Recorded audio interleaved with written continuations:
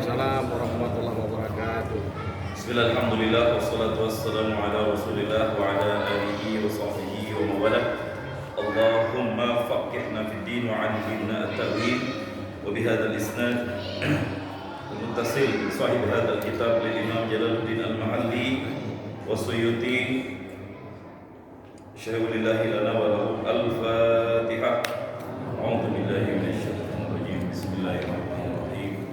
Alhamdulillahi rabbil alamin. Ar-Rahmanir Rahim. Maliki yaumiddin. Iyyaka na'budu wa iyyaka nasta'in.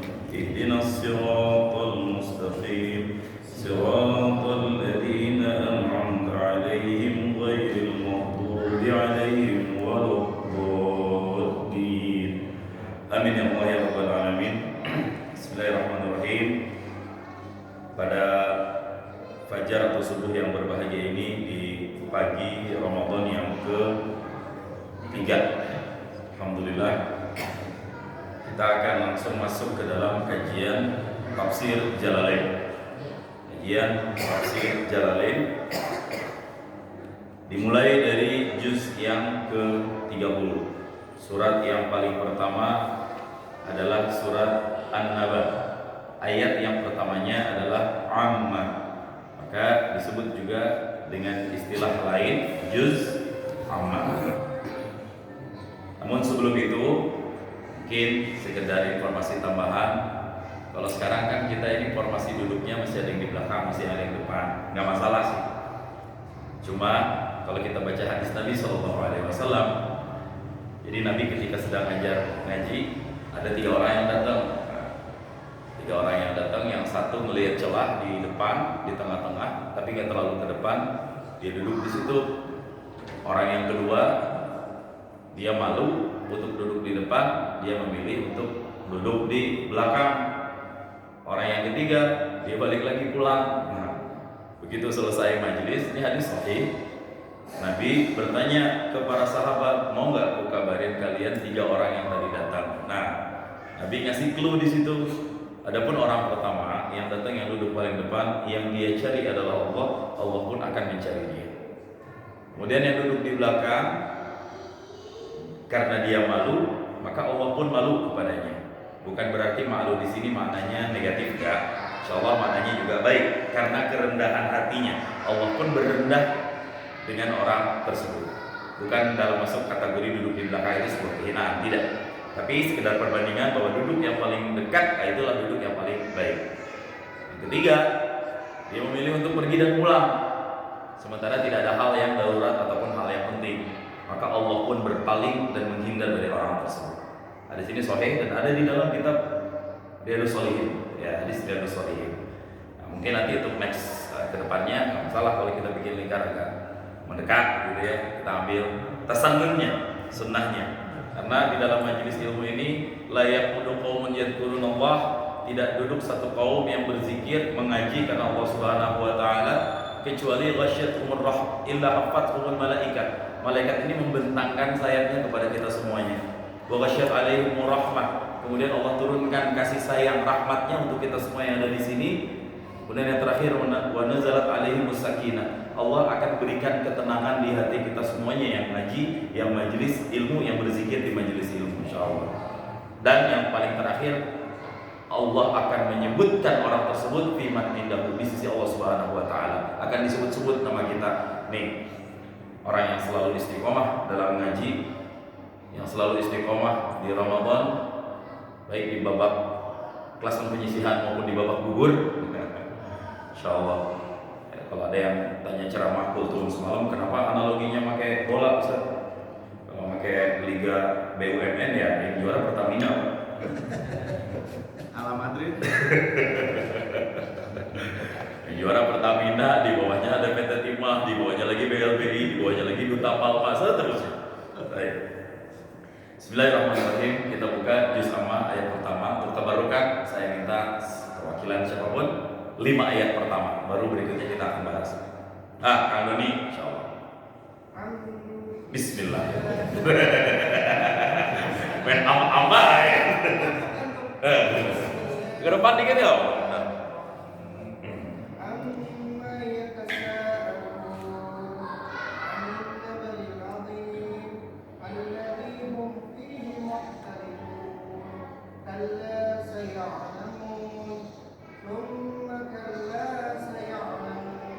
titik. Barakallahu fiik. Masyaallah udah hafiz ini, masyaallah. Hafiz juz amma. Hafiz juz 30. Masyaallah. Kang Doni atau nol. Masyaallah. Baik, bismillahirrahmanirrahim. Amma yatasaalun. Amma yatasaalun. Sebelum kita masuk ke dalam arti daripada ayat ini, yang penting untuk kita ketahui, surat ini bernama surat An-Naba. Apa arti An-Naba? Arti An-Naba adalah berita.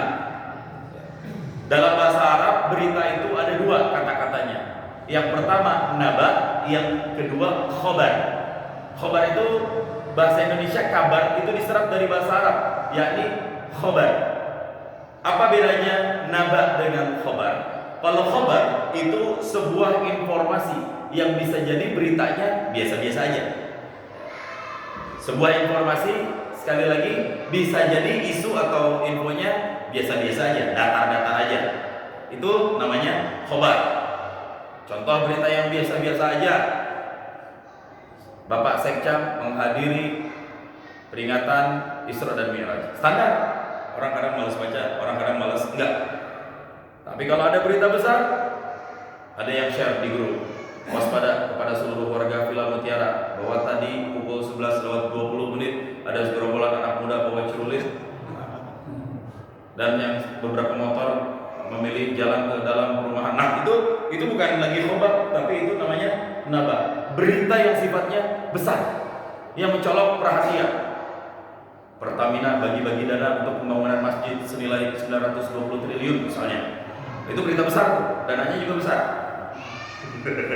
Contoh ya. Nah, ini dinamakan dengan surat An-Naba. Artinya apa? Berita.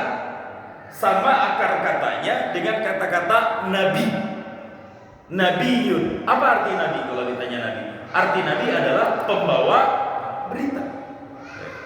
Kenapa dinamakan nabi? Karena beliau membawa berita. Apa berita yang dibawa? Berita yang dibawa adalah wahyu. Dari mana wahyunya? Dari Allah Subhanahu wa ta'ala. Nah, itulah maka disebut dengan nabi, pembawa berita. Beritanya apa? Dua. Kadang-kadang beritanya basyiran, kadang-kadang beritanya nadhiran. Apa itu basyiran? Berita gembira untuk orang-orang yang beriman. Kadang-kadang nadhiran, berita peringatan untuk orang-orang yang lalai. Itu maksud daripada kata-kata naba, ya, berita. Nah, kemudian jumlah ayat yang akan kita baca seluruhnya insyaallah makkiyatun wa hiya ihda wa arba'una ayatan. Total seluruh ayatnya di sini ada 40-an ayat. Ada yang mengatakan nanti 41 ayat. Jika dihitung dengan basmalahnya atau bismillahnya. Tapi kalau tanpa itu totalnya semuanya adalah 40 ayat. Dan ini adalah surat yang masuk dalam kategori Makkiyah. Saya sudah pernah jelaskan di Ramadan yang lalu tentang perbedaan antara Makkiyah dan Madaniyah. Kalau Makkiyah adalah sebelum hijrah. Alhamdulillah Pak Hari. Surat yang turun sebelum hijrah Rasulullah Sallallahu Alaihi Wasallam. Sekalipun turunnya di Madinah, tetap nama surat itu adalah surat Makkiyah. Kemudian yang kedua, Madaniyah. Madaniyah adalah ayat yang turun atau surat yang Allah turunkan kepada Nabi setelah Nabi hijrah. Sekalipun nanti turunnya di Mekah. Kenapa harus diklasifikasikan? Untuk memahami asbabun nuzul, sebab-sebab turunnya ayat. Karena itu nanti akan mempengaruhi dalam pengambilan satu konteks hukum. Kenapa ayat ini tiba-tiba turun? Itulah pentingnya mempelajari ilmu tafsir. Salah satu cabang ilmunya adalah asbabun nuzul, sebab-sebab turun ayat Al-Quran. Di situ diklasifikasi. Berarti apa? Ayat ini yang kita turun termasuk ayat-ayat yang Allah turunkan sebelum Nabi Muhammad SAW hijrah dari Makkah ke Madinah. Nah, ini disebut dengan surat Makkiyah. Amma yatasaalun. Amma, arti amma ini bahasa dasarnya an dan ma. Ada huruf ain nun, an artinya dari, ma Karena nun sukun bertemu dengan mim dalam ilmu tajwid hukumnya in. Ini tajwidnya sedikit. Harusnya anma. Ya, kalau ditulis dasarnya anma. Tapi karena idgham dalam khat qiraah langsung disatukan biar orang-orang nggak keliru dalam membaca, langsung amma. Artinya apa? Di dalam tafsir dijelaskan an ayyi syai'in, tentang sesuatu apakah. Yatasaalun, mereka semua saling bertanya-tanya. Tentang perkara apakah mereka semua saling bertanya-tanya. Yas'alu ba'du Quraisyin ba'da. Tafsirnya adalah, nah ini kan ada kata kerja pertanyaan. Permasalahannya siapa yang bertanya dan siapa yang ditanya. Di dalam tafsir dijelaskan yas'alu ba'du Quraisyin ba'da. Orang Quraisy saling bertanya satu sama lain. Nah, jemaah yang Allah muliakan, surat ini ada asbab nuzulnya, ada sebab turunnya. Di dalam tafsir dijelaskan annahu sallallahu alaihi wasallam lamma bu'itha, bahwa sesungguhnya Nabi sallallahu alaihi wasallam ketika beliau diutus, ja'alal musyrikuna yatasaalun, orang-orang musyrik mereka jadi pada bertanya-tanya, yatasaaluna bainahum, di antara sesama mereka saling bertanya-tanya, fayaquluna, dan mereka semuanya mengatakan malladzi atabih, apa yang dibawa oleh Nabi Muhammad, apa yang dibawa oleh Muhammad, kata mereka. Bahkan bukan cukup bertanya-tanya, wa yatajadaluna fima ba'atha bihi, dan mereka saling memperdebatkan terhadap apa yang menjadi diutusnya Nabi sallallahu alaihi wasallam. Wahai para jemaah, Nabi kan ngumpulin orang. Apa pendapat kalian? Nabi berdiri di atas bukit.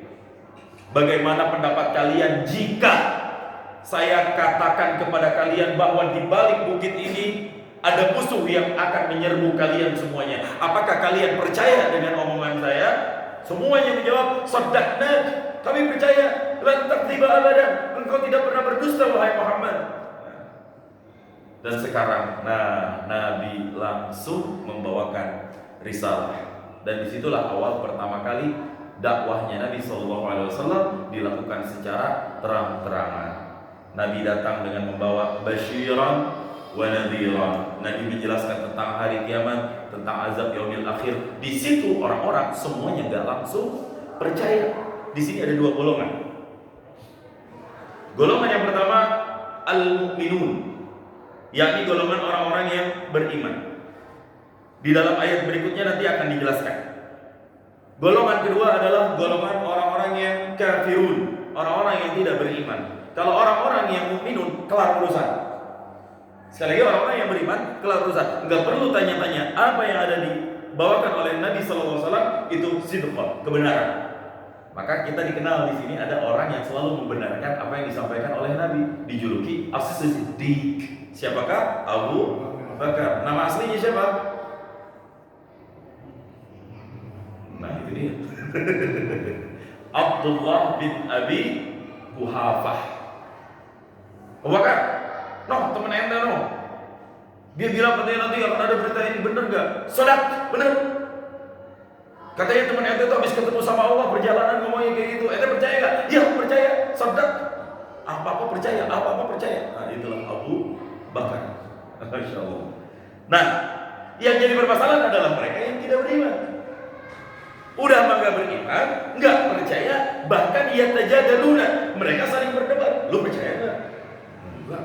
Dia kan biasa bohong. Nah itu saling ragu di antara mereka semuanya. Dia selalu ba'du Quraisyin ba'da. Orang Quraisy saling bertanya satu sama lain. Tentang apa mereka bertanya? Lanjutan ayatnya. Anin naba'il azim. Mereka semuanya. Nah, jadi di amma yatasaalun di sini ada tanda tanya. Jawaban dari Allah ada di ayat yang kedua. Anin naba'il azim. Mereka saling bertanya-tanya anin naba'il azim, tentang berita yang sangat besar. Di dalam tafsir dijelaskan ada dua maknanya azim di sini. Berita besar di sini ada dua. Makna yang pertama adalah tentang Al-Quran. Makna yang kedua adalah tentang Yaumul Qiyamah, hari kiamat. Mereka awalnya Pak nggak percaya bahwa hari kiamat itu pasti bakal datang.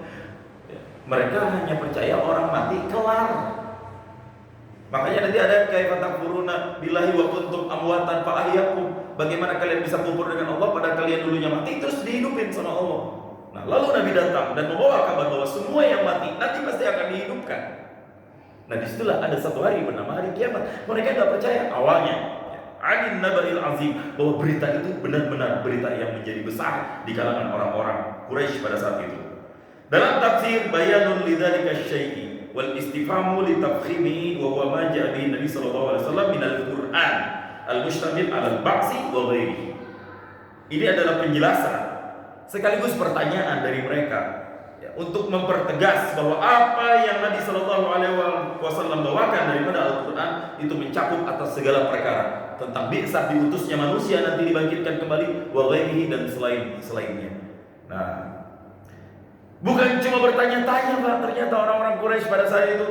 Ayat ketiga lanjutannya, alladzi hum fihi mukhtalifun.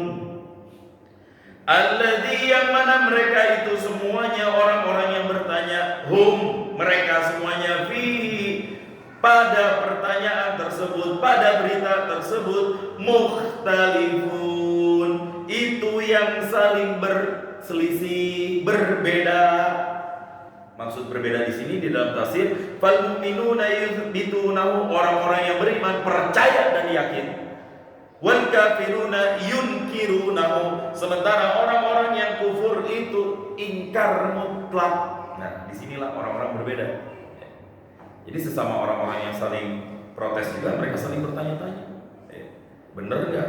Sahih nggak ini beritanya? Nah, Allah Subhanahu wa taala menjawab di ayat berikutnya, di ayat yang keempat. Kalla. Nah, sampai pada kata-kata kalla. Di dalam bahasa Arab ada satu kalimat namanya kalla. Kalla ini ada dua makna. Yang pertama maknanya adalah rad'un artinya ingkar, yang kedua haqqa, bisa jadi adalah sebuah pembenar. Kapan makna kalla akan menjadi ingkar? Ini jika duduk sebelum kalimat. Ini di awal posisinya Pak, bukan di akhir. Bukan sayalamuna kalla, tapi di awal. Kalla, ayat lanjut ayat. Kalla sayalamun. Nah, ini memiliki makna sekali-kali tidak. Allah jawabnya di sini. Ini jawaban dari Allah nih. Kalla, hai kalian yang masih mempertanyakan Rasulullah, benar gak ini diutus? Benar gak hari kiamat ini akan terjadi? Benar gak bahwa mereka yang sudah mati akan dibangkitkan kembali? Kalla. Stop, maksud Allah. Sekali-kali tidak. Stop. Jangan kalian lanjutkan lagi. Maksudnya adalah ini ajakan dari Allah supaya mereka udah buruan aja beriman. Karena pada hakikatnya kalian beriman atau tidak beriman kepada Nabi Muhammad, saya'lamun, mereka bakal tahu di ujung akhir episode cerita dunia ini akan terjadi seperti apa. Kalla saya'lamun, kalau di terjemahan sekali-kali tidak. Saya'lamun, mereka nanti pasti akan mengetahuinya. Bahkan ditegaskan akan apa yang mereka ketahui. Di dalam tafsir dijelaskan ma yahillu bihim ala inkarihim, akan apa yang bakal terjadi atas keingkaran mereka dengan yang dibawakan oleh Nabi Muhammad sallallahu alaihi wasallam. Dan Allah ulangi sekali lagi, tsumma kalla saya'lamun, kemudian kelak pasti mereka nantinya akan mengetahuinya. Nah, di dalam Al-Quran ada satu kaidah Pak, mustahil ada pengulangan tanpa faidah. Sekali lagi di dalam Al-Quran mustahil terjadi pengulangan ayat yang tidak ada faedahnya. Jika Allah mengulang satu ayat dengan ayat yang sama pada ayat berikutnya, itu pasti ada. Nah, di dalam dijelaskan takkidun, penguat, penegas. Kita juga kadang-kadang kalau ngomong sama anak kita memerintahkan sesuatu, itu pasti diulang beberapa kali. Itu pasti ada maksud negesin buat anak kita. Nanti kamu kalau pulang sekolah langsung pulang, ya. Apa? Langsung pulang. Nah, diulang itu, langsung pulang. Itu adalah kalimat informasi. Kalimat kedua, langsung pulang. Itu kalimat penegas. Artinya apa? Jangan kemana-mana lagi. Jangan mampir ke PS. Jangan mampir ke sini ke situ. Langsung pulang. Nah, tidur, istirahat, makan. Sorenya ngaji misalnya. Nah, Al-Quran pun mengulangi makna ini dengan maksud yang sama. Summa, kemudian kalla saya'lamun. Ta'kidun waji'a fihi bi thumma lil idhani bi anna al-wa'ida tsani asyaddu min al-awwal. Nah, ini kan Pak ada bedanya antara yang pertama dan kedua, ditambahkan thumma, ya. Kalla saya'lamun, sekali-kali tidak mereka kelak akan tahu. Summa kalla, ada kata-kata summanya. Nah, jia fihi bi thumma, Allah mendatangkan dengan kata-kata thumma yang artinya kemudian. Ini bukan semata-mata mengulang saja. Ini ada pesan. Nah, lil idhanil wa'id, Allah ingin ngabarin tentang al-wa'id, ancaman atsani yang kedua. Asyaddu minal awal, itu lebih berat dari ancaman ayat yang sebelumnya. Berarti ayat yang keempat, kalla saya'lamun, ini ancaman dari Allah. Stop. Summa kalla saya'lamun, stop. Itu ada penegasan. Itu juga kalau pengen melarang orang 2 kali itu pasti nadanya nggak sama, Pak. Udah tahu kerajia, kejaring kerajia, masih aja mangkal di situ. Masa ke gap yang kedua kalinya, jangan mangkal lagi ya. Pasti kan gue udah bilang. Ada masa kayak gitu.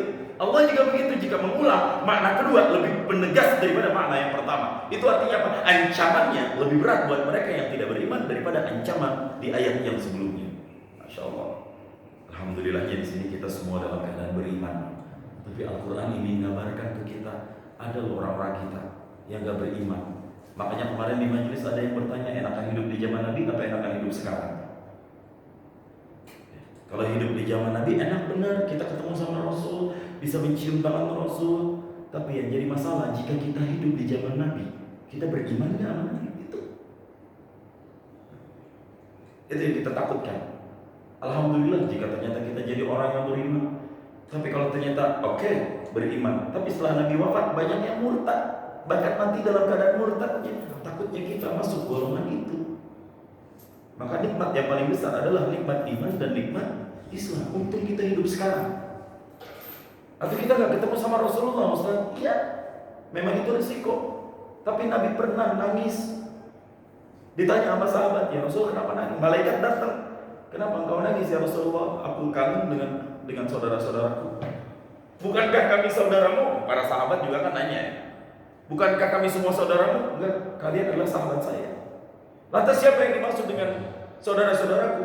Saudara-saudaraku adalah mereka yang beriman kepadaku setelah aku nanti, meskipun mereka tidak pernah melihat aku. Masya Allah.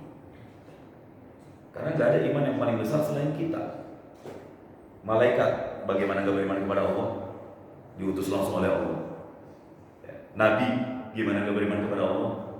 Sedangkan datang riwayat, datang wahyu langsung dari Allah. Para sahabat, gimana gak beriman kepada Allah? Langsung bertemu dengan Nabi. Yang jadi masalah kita, gak ketemu Nabi, gak ketemu sahabat, tapi kita masih beriman kepada Allah. Itulah iman yang paling agung di antara umat Rasulullah Sallallahu Alaihi Wasallam. Ini Al-Quran tuh pengen ngabarin ke kita agar kita bersyukur dengan iman yang sudah ada di hati ini. Kalla saya'lamun. Karena kalau kita nggak beriman, nih takut masuknya tsumma kalla saya'lamun. Azab yang pertama di ayat yang pertama lebih kuat daripada yang kedua, lebih kuat daripada yang pertama. Allah Ta'ala ilal qudrati ala ba'd. Ini juga menjadi isyarat bahwa Allah sanggup untuk memutus kembali, membangkitkan kembali mereka yang sudah mati. Allah Maha Kuasa. Allah Maha Kuasa untuk semua hal. Apa bukti kekuasaan Allah Subhanahu wa taala? Ada di 9 ayat setelah 5 ayat pertama ini. 9 bukti kekuasaan Allah Subhanahu wa taala di ayat setelah 5 ayat yang pertama ini. Kita akan baca satu persatu. Monggo, silakan. Sampai dengan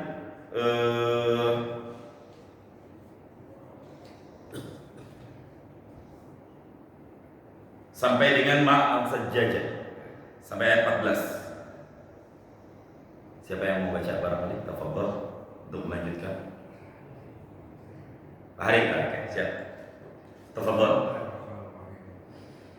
Alam naj'alil arda mihada wal jibala awtada wa khalaqnakum azwaja wa ja'alna nawmakum subata wa ja'alna al-laila libasa wa ja'alna an-nahara ma'asa wa banayna fawqakum sab'an sidada wa ja'alna sirajan wahhaja wa anzalna minal mu'sirati ma'an sajjaja. Barakallahu fiik. 9 kekuasaan Allah Subhanahu wa taala. Sekaligus ini menjadi bukti bahwa Allah Maha Kuasa.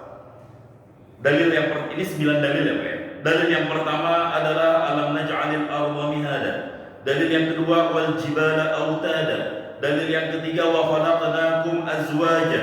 Dalil yang keempat wa ja'alna naumakum subata. Dalil yang kelima wa ja'alna al-laila libasa. Dalil yang berikutnya yang keenam wa ja'alna an-nahara ma'asha. Dalil berikutnya wa banaina fawqakum sab'a shidada. 7 wa ja'alna sirajan wahhaja. 8 yang terakhir wa anzalna minal mu'sirati ma'an sajjaja. 9 kekuasaan Allah Subhanahu wa taala yang insyaallah akan kita bedah satu persatu. Kekuasaan Allah yang pertama alam naj'alil arda mihada. Bukankah alam naj'al, ini pertanyaan ada a ini artinya apakah. Nanti jawabannya setelah 9 dalil ini dibaca. Inna yawmal fasli kana miqata. Di situ jawaban dari Allah Subhanahu wa taala. Ini 9 ayat. Jadi dalil dan pertanyaan dari Allah kepada kita. Ya. Alam naj'alil arda mihada. Alam apakah tidak naj'alil arda, kami jadikan akan bumi ini sebagai mihada. Apa itu mihad? Firasyan, hamparan, kalmahdi yang membentang. Bukankah kami jadikan bumi ini sebagai sebuah bentangan yang membentang? Tuh. Artinya apa? Allah bisa aja menggulung bumi ini. Kapan Allah mau? Jangan digulung, digoyang aja kita udah pada takut. Apalagi digulung, jangan digulung. Likuifaksi kita aja udah dinaudzubillah. Terakhir di daerah Palu ya. Ada yang pernah ke Petobo, ada yang pernah ke Palu, Sulawesi Tengah. Ada 4 titik likuifaksi di situ.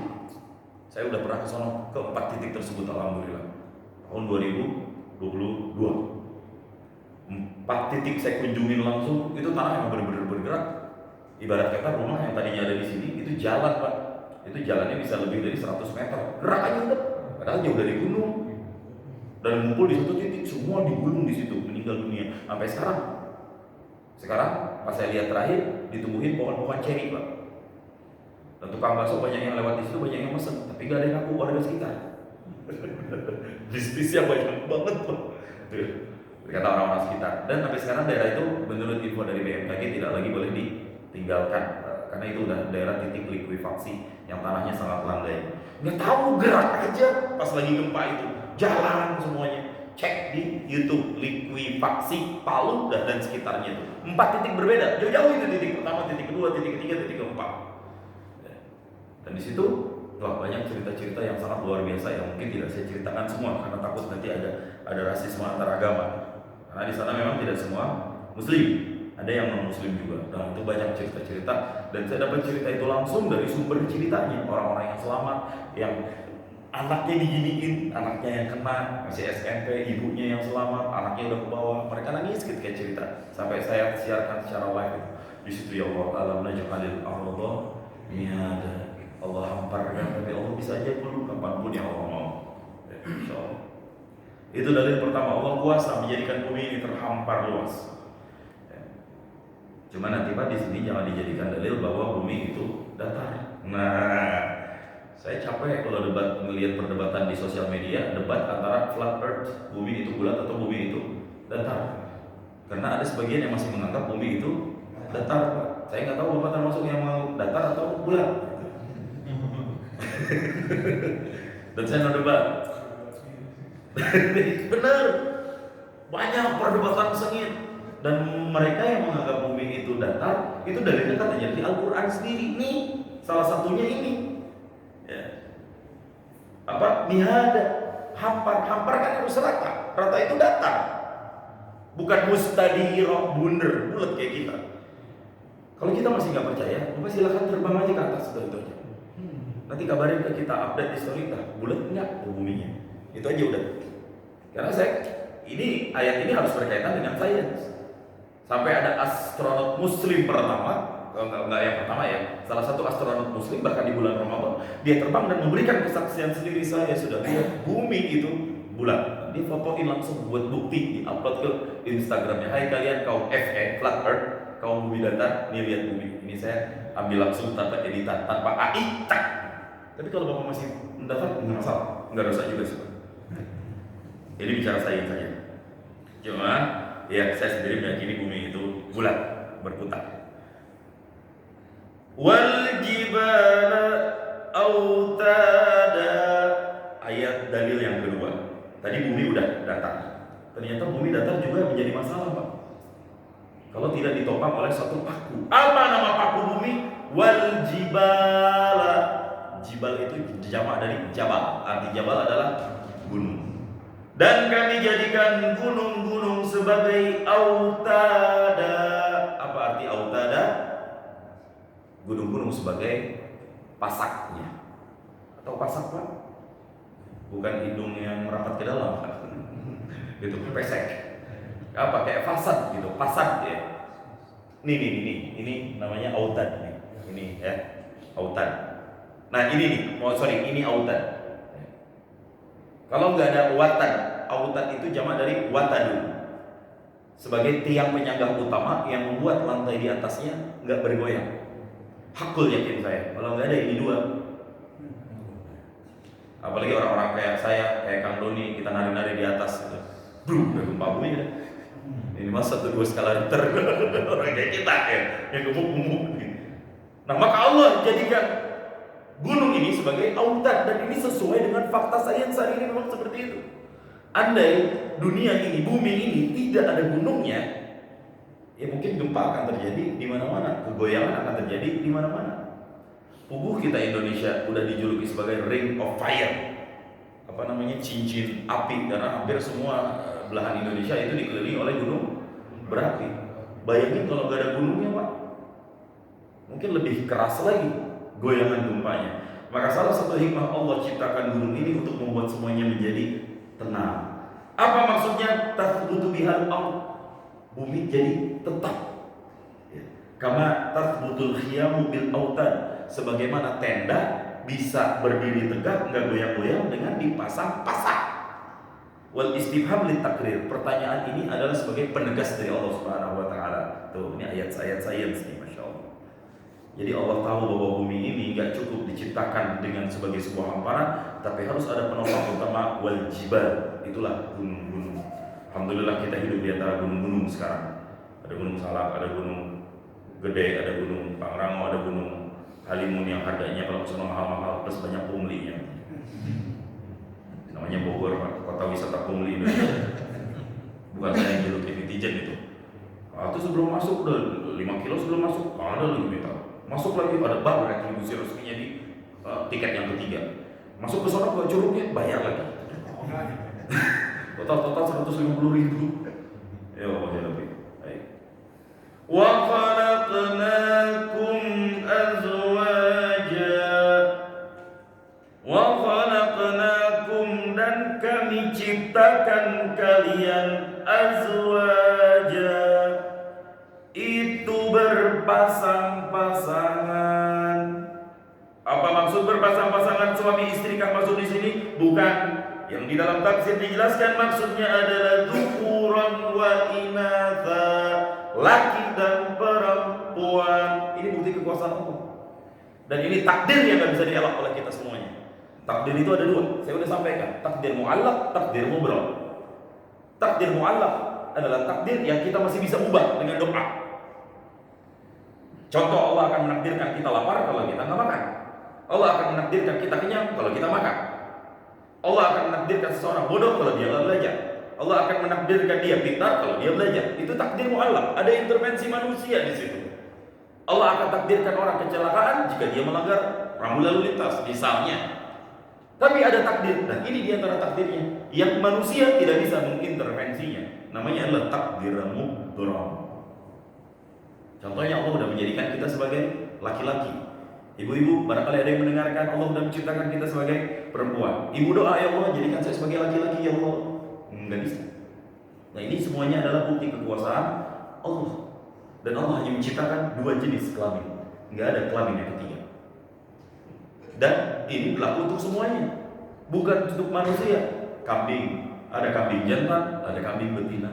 Kucing, ada kucing jantan, ada kucing betina. Anjing pun semua seperti itu. Ini bukti kekuasaan Allah. Hatta tanaman, Pak, itu ada jenis kelaminnya. Makanya kita belajar tentang kaidah X dan Y, fenotip, genotip. Kalau di dalam ilmu biologi kelas 2 SMP, mungkin Pak Us yang paham nanti itu bisa menjelaskan masalah ini ya. Saya belum paham tentang kimiawi tanaman. Tapi tanaman juga memiliki jenis kelaminnya juga. Ya. Itu sains, masya Allah. Dan Allah hanya menjelaskan dengan dua kata, wa khalaqnakum azwaja, untuk membuktikan ente jadi sendiri. Buktiin sendiri. Dan ternyata firman Allah 14 abad yang lalu tepat dibuktikan hari ini. Makanya jangan sampai ada yang ngaku jenis kelamin yang ketiga, naudzubillah. Apapun itu, hanya laki dan perempuan, titik. Yaitu. Ini mohon maaf, saya memang termasuk memerangi kaum yang 4 huruf gitu. Ini saya nggak bisa sebut L, huruf G, huruf B, dan huruf T, plus Q dan plus. Saya nggak bisa sebut karena ada yang live ini takutnya itu bisa di banned.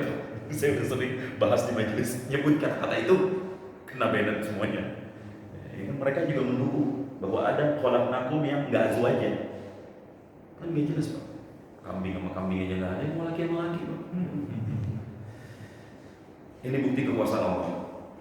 Dan berikutnya, kekuasaan Allah berikutnya, waja'alna naumakum subata. Kita capek sebagai laki-laki bekerja, maka Allah memiliki sebuah kekuasaan untuk bisa membuat seseorang yang lelah menjadi hilang lelahnya. Bagaimana caranya Allah menjadikan seseorang menghilangkan lelahnya? Waja'alna, dan kami jadikan naumakum, tidurnya kalian, subata. Apa itu subata? Rahatan li abdanikum, sebagai momen rohah, istirahat, nyantai, relaksasi, li abdanikum, untuk badan kalian. Buktinya, setiap kita bangun tidur nggak ada yang kecapean gara-gara tidur, kecuali yang tidurnya aduh capek banget gue dari tadi, ngapain bang? Tidur mulu gua. Nggak ada, Pak. Yang ada bangun tidur fresh. Itu kekuasaan Allah Subhanahu Wa Taala. Kita nggak pernah berpikir, dan Allah jelaskan di sini, wa ja'alna naumakum subata. Apa arti subata? An-naum mustaqil, tidur yang dalam.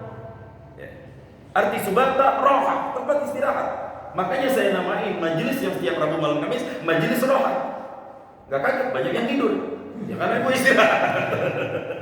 Gak, semuanya alhamdulillah seru. Malam-malam ketawa duluan. Ini roha sebagai tempat untuk istirahat. Jadi Allah ciptakan tidur, kodratnya memang untuk istirahat. Insya Allah. Dan ayat berikutnya, waja'alna al-laila libasa, dan kami jadikan lail, apa lail? Malam. Inna anzalnahu fi lailatul qadar. Kalau lailah itu malam pasti ada tanda dan kode waktu tertentu.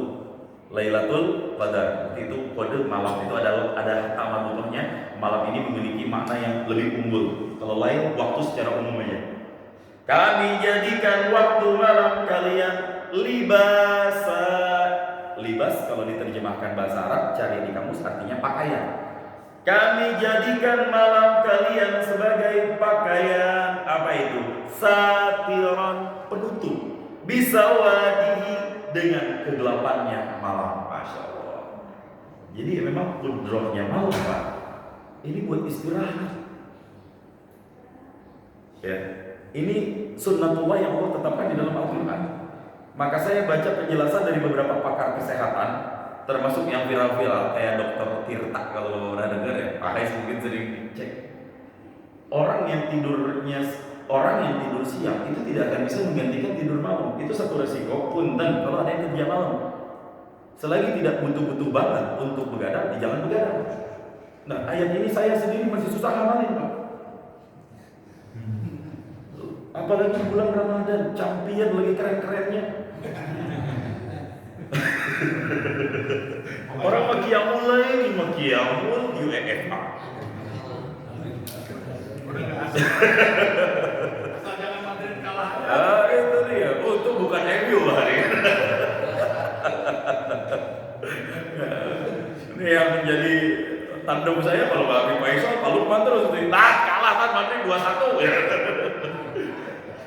Nggak bisa diganti.